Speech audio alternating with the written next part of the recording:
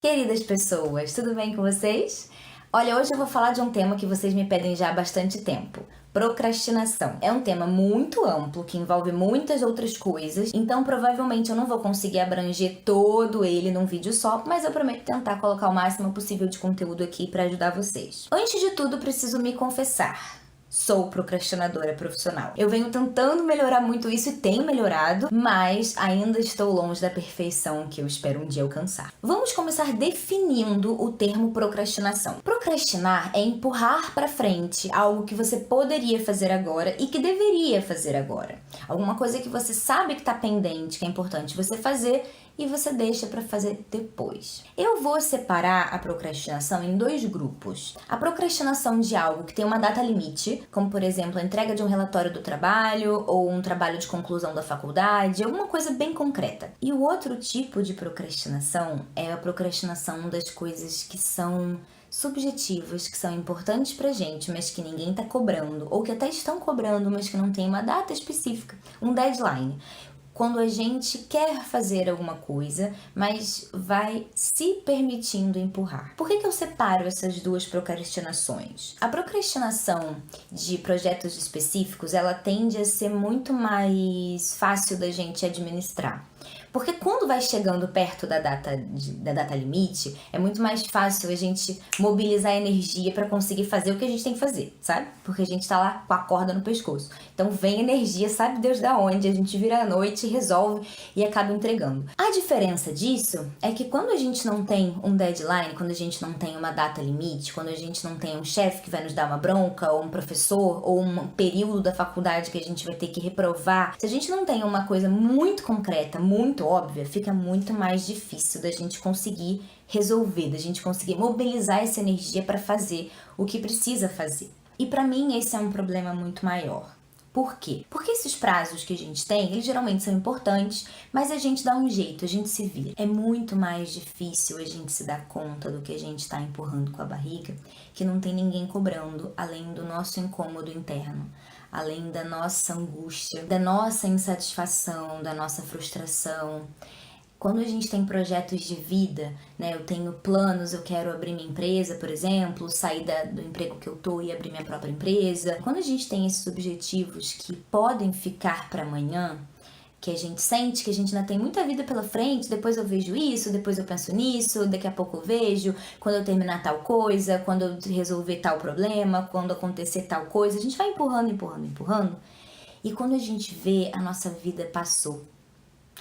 A gente tá mais velho do que a gente tinha percebido e a gente não fez as coisas que a gente queria. E aí a gente fica triste, desanimado, frustrado, decepcionado com a gente mesmo. E aí sim que a gente não consegue mobilizar energia para mudar nada. Eu vou falar um pouquinho agora sobre uma coisa chamada ciclo de contato. Quando a gente identifica que a gente tem uma necessidade, a gente precisa mobilizar energia, reunir energia para agir em direção de resolver esse problema, para agir em direção a suprir essa necessidade. Então a gente tem um objetivo e a gente tem que caminhar, subir essa montanhazinha, né, para a gente poder ir reunindo energia, reunindo energia. Digamos que você precisa emagrecer. Você sente no início uma necessidade de emagrecer porque você começa a se sentir um pouco mais cansado, você começa a ficar desconfortável porque suas roupas não cabem mais, você diz, puxa vida, eu preciso emagrecer, caramba, tá ruim. Mas ainda tá ok, tá ruim, mas tá bom. Tem muita gente que quando emagrece muitos quilos, você pergunta, o que aconteceu? Por que de repente você começou? E a pessoa fala, porque eu tava apaixonada por um cara e ele me esculhambou e falou que eu tava gorda e horrorosa. Eu tava numa foto e quando eu fui ver essa foto eu vi o quanto eu tinha engordado, eu não tinha me dado conta disso. Então, às vezes, tem uma situação específica que te faz simplesmente entrar em contato com esse limite e naquele momento a vontade de resolver aquele problema, de suprir aquela necessidade foi tão grande que superou completamente a vontade da inércia, a vontade de ficar parado, de não gastar energia, que é uma tendência do nosso organismo, porque afinal de contas tentamos gastar o mínimo possível de energia. Então, por que eu tô explicando isso tudo? Porque quando a gente se dá conta de que a gente precisa fazer essa mobilização, ir subindo essa montanhazinha pra gente conseguir mobilizar mobilizar a energia para tomar uma atitude, a gente pode manipular esse ciclo de contato para se obrigar a entrar nesse estado limite, nesse pico da montanha, em que a gente precisa tomar uma atitude para suprir essa necessidade que a gente está tendo. Muitas pessoas perguntaram se a procrastinação tem a ver com ansiedade. Muito! A gente, na verdade, está falando de um grande ciclo vicioso em que uma coisa alimenta a outra. Quando a gente está ansioso, a gente tem muita dificuldade de organizar as nossas funções cognitivas de uma forma plausível, de uma forma funcional e produtiva. Então a gente olha para aquele monte de coisas que a gente precisa fazer e tem dificuldade de se organizar.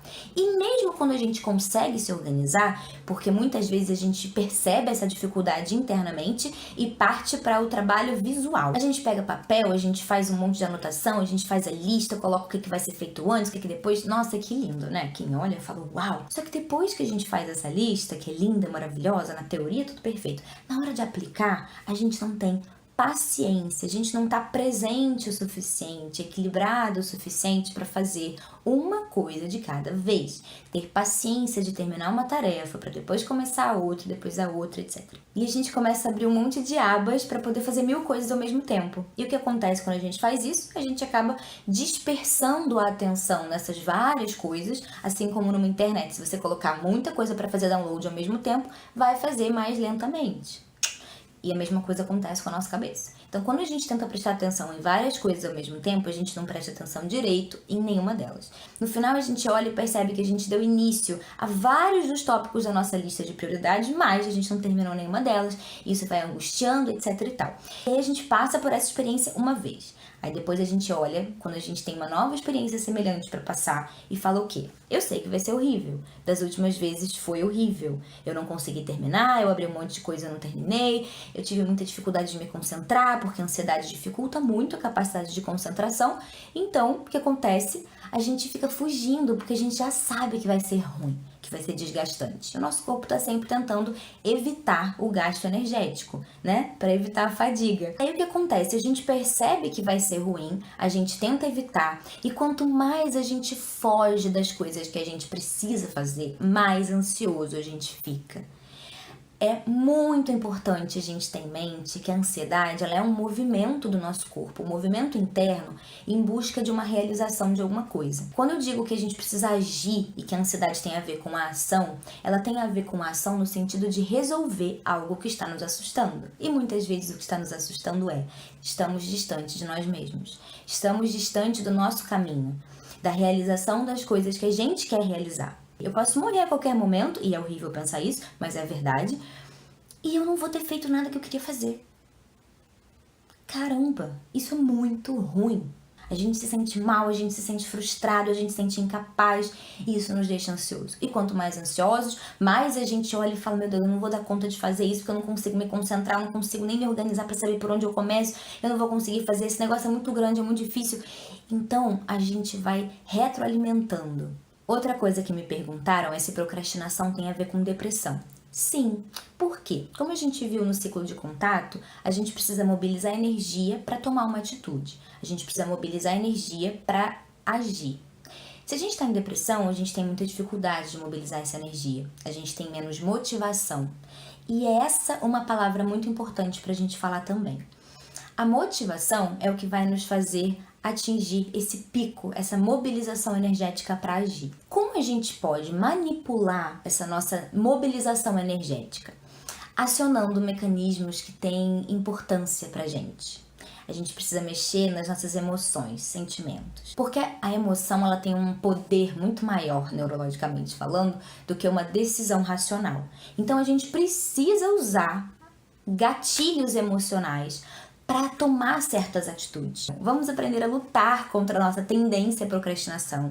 Vamos lembrar que ela aparece por um motivo razoável, né? O nosso corpo, ele, quando a gente está falando de uma psicologia evolutiva, é importante que a gente lembre, o nosso corpo ele estava sempre tentando gastar o mínimo de energia possível, porque a gente precisava comer e a comida era absolutamente escassa. Então a gente tinha que gastar muita energia para conseguir caçar uma comida e a gente precisava juntar toda a nossa energia para isso. Então, o nosso corpo ele entendia que só era razoável a gente gastar a nossa energia se fosse para conseguir uma comida, por exemplo, se fosse para conseguir algo agora que é extremamente necessário.